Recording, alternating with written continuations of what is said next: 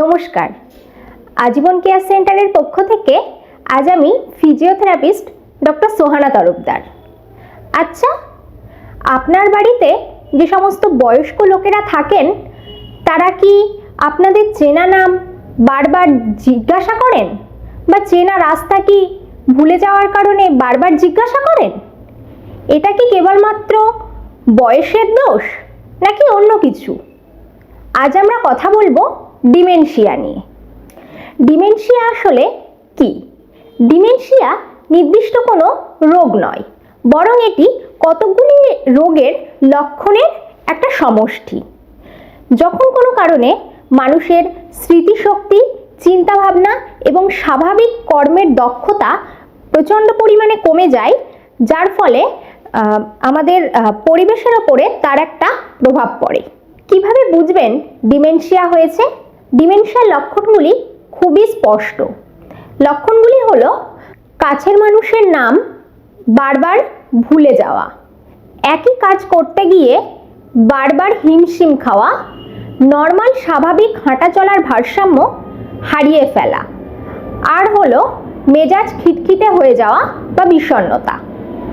অনেকেই ভেবে থাকেন ডিমেনশিয়া রোগের ক্ষেত্রে ট্রিটমেন্ট প্রোটোকল হিসাবে মেডিসিন ছাড়া আর কী বা করা যেতে পারে। তবে এখানে একজন ফিজিওথেরাপিস্টের প্রথমেই গুরুত্বপূর্ণ ভূমিকা আছে।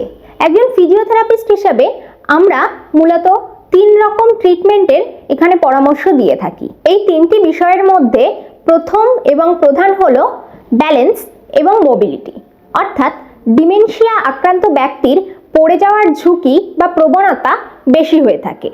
আমরা ব্যালেন্স এক্সারসাইজের মাধ্যমে পেশেন্টকে নর্মাল ভারসাম্য বজায় রাখতে সাহায্য করে থাকি। সেকেন্ড হলো মস্তিষ্কের সক্রিয়তা।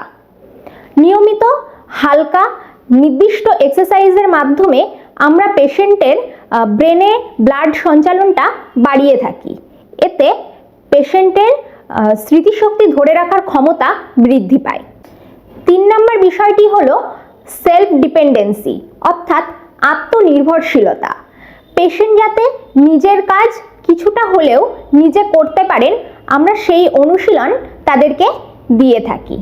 যদি আপনার বাড়িতে কোনো ডিমেনশিয়ার পেশেন্ট থেকে থাকে, তবে এই 3টি কাজ আজ থেকেই তাদের সঙ্গে করা শুরু করুন। প্রথমত, তাদের সঙ্গে কথা বলতে থাকুন, অর্থাৎ কখনোই তাদেরকে একা রাখবেন না। দ্বিতীয়ত, ছোট ছোট কাজে তাদেরকে উৎসাহিত করুন। আর তৃতীয়ত, মেঝেতে কোনো পিচ্ছিলকারক ম্যাট রাখবেন না বা বেশি আসবাবপত্র রাখবেন না, যাতে তারা বেঁধে পড়ে না যায়, সেই বিষয়টাও নজরে রাখুন। পরবর্তী ভিডিওতে আমরা ডিমেনশিয়া রিস্ক ফ্যাক্টর, অর্থাৎ কী কী কারণে ডিমেনশিয়া হতে পারে সেগুলি নিয়ে আলোচনা করব। আজ এই পর্যন্তই। আমাদের চ্যানেলটিকে লাইক, শেয়ার এবং সাবস্ক্রাইব করুন। ধন্যবাদ।